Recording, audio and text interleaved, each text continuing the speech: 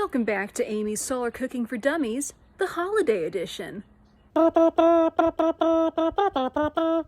we're going to be cooking Betty Crocker gingerbread.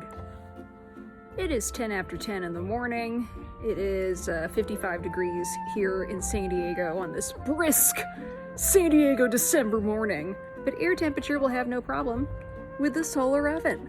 I've got my gingerbread, oh my god, it's gonna spill. Gingerbread all stirred up in, this is an 8x8 pan.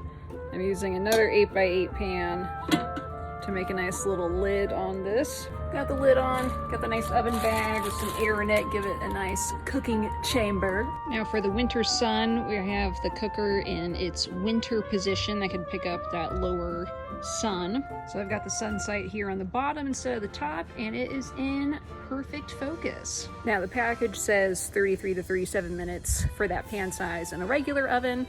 I'm gonna come back in an hour and hopefully it'll be done. Hope I could just check it one time. I believe in myself, even if no one else will. It's been an hour, let's see how it's doing. All right, let's see.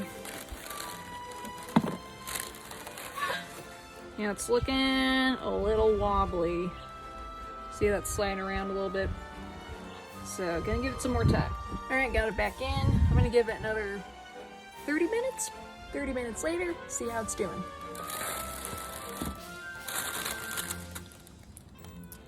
It's looking pretty good. Let's do a toothpick test.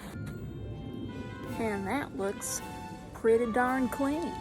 So today it was great to see the oven being used while the sun is a lot lower in the sky, and we have cooler temperatures with our frigid San Diego winters, but it works just as well in even colder temperatures as long as the sun is shining. Thank you for watching the holiday episode of Aimee's Solar Cooking for Dummies.